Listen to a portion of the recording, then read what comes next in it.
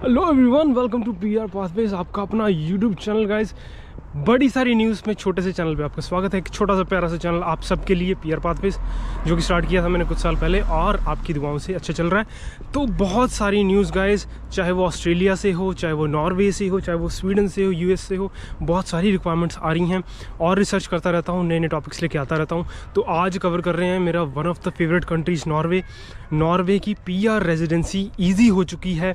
क्या actual news है, क्या रिक्वायरमेंट्स है, क्या चेंजेस हैं, पूरी वीडियो में कवर करूंगा, डिटेल में आपको बताऊंगा। एक एक चीज़ समझने की कोशिश करेंगे और कैसे ये इम्पैक्ट करती है पीआर में और कैसे पीआर ईजी हो सकती है। इसके अलावा भी बहुत सारे अपडेट्स हैं, आपको कवर करेंगे। तो गाइस, और जो चीज़ मैं आपको बताने वाला हूँ वो ये है कि इस वीडियो में मैं सिर्फ नॉर्वे की बात करूँगा, पर ऑस्ट्रेलिया की रिक्वायरमेंट ये आ रही है कि अगर आप पेरेंट्स का वीज़ा अप्लाई करते हैं तो वो थोड़ी सी उसमें लीनियंसी उन्होंने डाल दी है। यूएस के वीज़ा में उन्होंने अगर आप migrant non migrant visa apply करते हैं यूएस का, तो मेडिकल की रिक्वायरमेंट कुछ आ रही है। ऐसे ही स्वीडन की कुछ रिक्वायरमेंट आ रही है वीज़ाज़ में। ऐसे करके बहुत सारी रीसेंट अपडेट्स हैं, एक एक करके कवर करूंगा। तो आज की वीडियो नॉर्वे के ऊपर स्पेसिफिकली रहेगी, पीआर रिक्वायरमेंट में क्या चेंजेस हैं। बल्कि मैं ये कहूँगा कि पीआर इजी हो गई है अब अप्लाई करना और इजीली आप कर सकते हैं। रिक्वायरमेंट जो भी हैं सारी मैं डिटेल कवर करता हूँ। बैठते हैं, पहले आराम से बात करते हैं, फिर आपको एक एक चीज़ समझाते हैं। Thank you. All right beautiful people, तो बात कर रहे हैं जी नॉर्वे की। अगर आप पहली बार इस चैनल पे आ रहे हैं, पहली दफ़ा इस चैनल को क्लिक किया है, तो आपको बता देना चाहता हूँ, चैनल है अबाउट इमिग्रेशन। बहुत सारी कंट्रीज़ को कवर करता हूँ, doesn't matter which country you are in. तो बहुत हेल्पफुल है ये चैनल उन बच्चों के लिए, उनके लिए जो ट्रैक कर रहे हैं अपनी पीआर को और चाहते हैं कि पीआर इजीली हो जाए।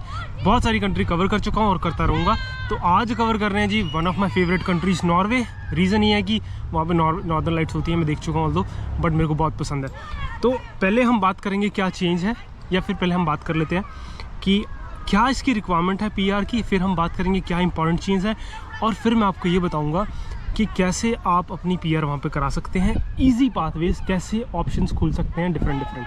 तो without wasting time, let's start this amazing PR pathway journey for Norway.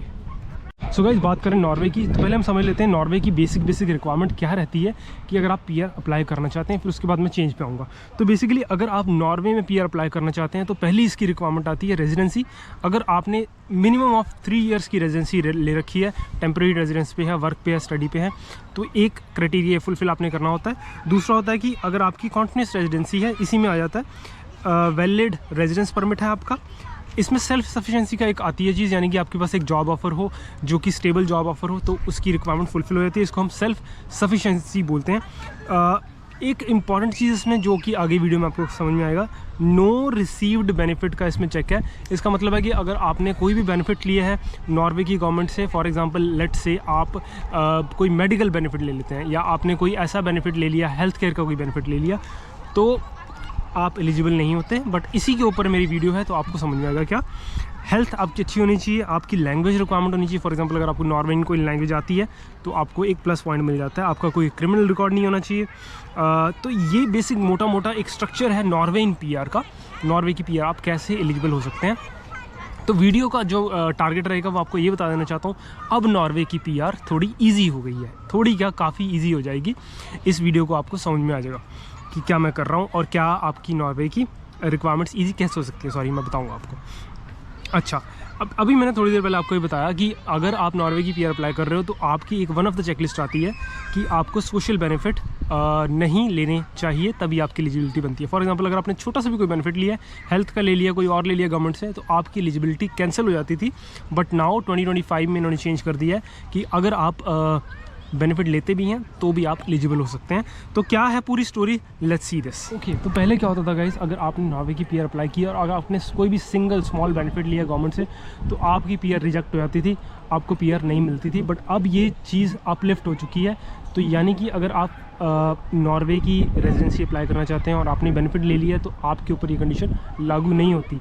ध्यान से समझना। अब मैं ऐसे कुछ वर्क परमिट्स आपको बताने वाला हूँ जिससे आप यूज़ करके नॉर्वे की रेजिडेंसी को अचीव कर सकते हैं। बहुत ज़बरदस्त की वीडियो है ये, मेरे को बहुत मज़ा आया जब मैंने ये टॉपिक सर्च किया और समझा। अभी बताते हैं। तो ऐसे कौन से वर्क परमिट एलिजिबिलिटीज़ बनती है जो आपको ईजीली नॉर्वे की पीआर अचीव करने में हेल्प कर सकती है। तो सबसे पहले जो वर्क परमिट का नाम है उसका नाम है स्किल्ड वर्कर परमिट नॉर्वे का। इसमें छोटा सा मैं आपको डिस्क्रिप्शन भी दे देता हूँ और एलिजिबिलिटी हल्की सी स्नैपशॉट दे देता हूँ।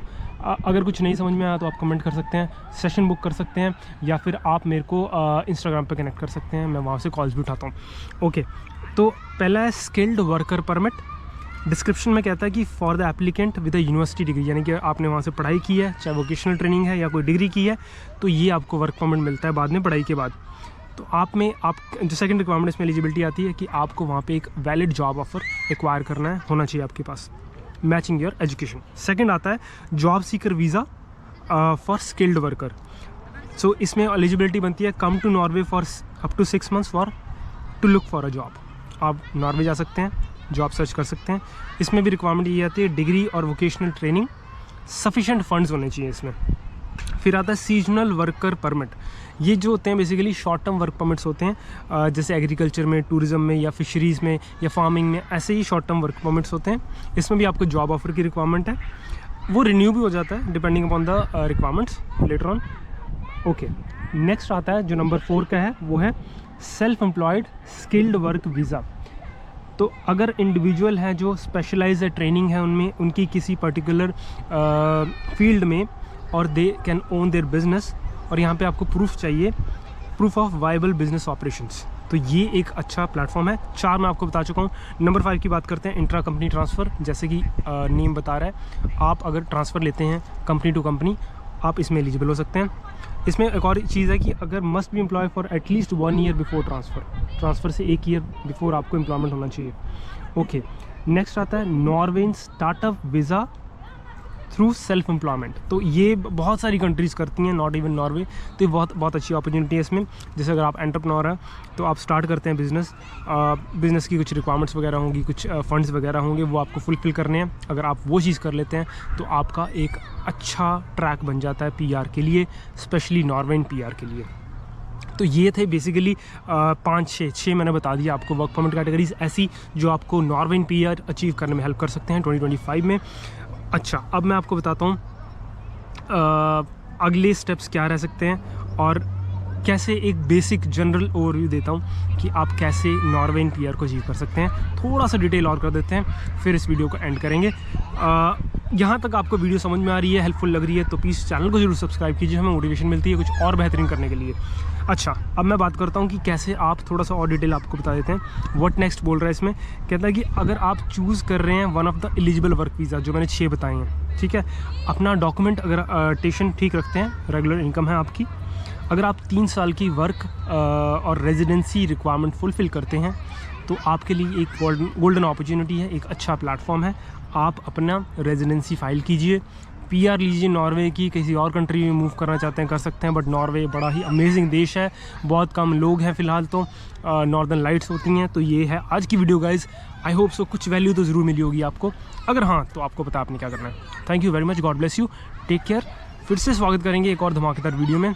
रिसर्च करता रहता हूँ, जब भी टाइम मिलता है आपके लिए वीडियो लेके आता रहता हूँ, तो मेहनत ज़रूर लगती है, आपको दिखता होगा कि मेहनत करता हूँ।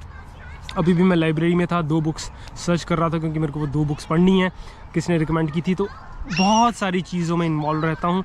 उसका बेसिक रीज़न यही है कि मेरी नेचर यही है कि मैं मल्टीटास्किंग करता हूँ। जॉब है, मैं ट्यूटर हूँ, सून बिकमिंग अ लॉयर, तो ये चीज़ें बहुत सारी मेरे को अच्छी लगती हैं।